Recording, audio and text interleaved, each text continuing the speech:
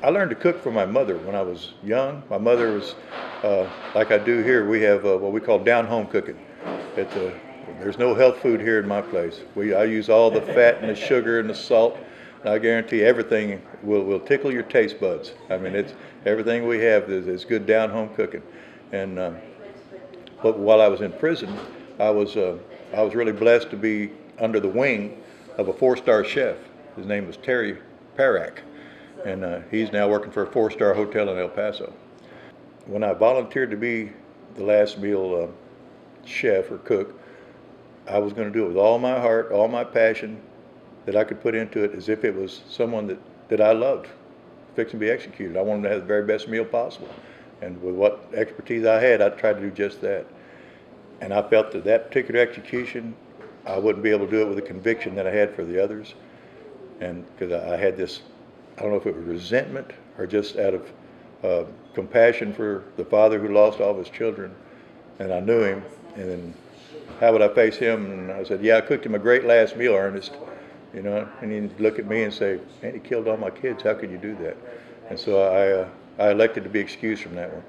But in the end, Leo Narvaez didn't want a last meal. He decided he was just going to have coffee. Others were just silent, said nothing. But you couldn't see it?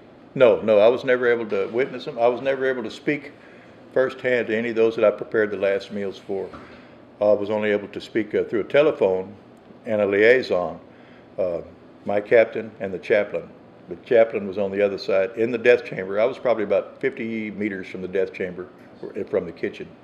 And the inmate, 30 minutes before he's executed, was sending a message to me, thanking me for the meal and saying how much he liked it, because he hadn't had food like that 15, 20 years maybe. They just had the prison food, and when they request something for their last meal, most of the time it's something special. And so he was thanking me, but through the captain, my captain, who would tell me, he says he thanks you, Brian, and really appreciates what you've done. And millions and millions and millions of dollars in taxes holding these people before they're executed. One was held almost 25 years before he was executed. And even a so-called humane execution, such as the lethal injection, is not humane. You know, it's definitely not. Imagine now going to a restaurant. I would say at least 90% are going to say yes, we're for the death penalty.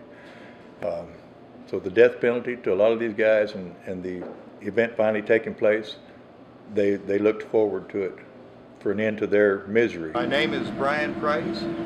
What I've cooked for you today is my famous Hangman's hamburger steak.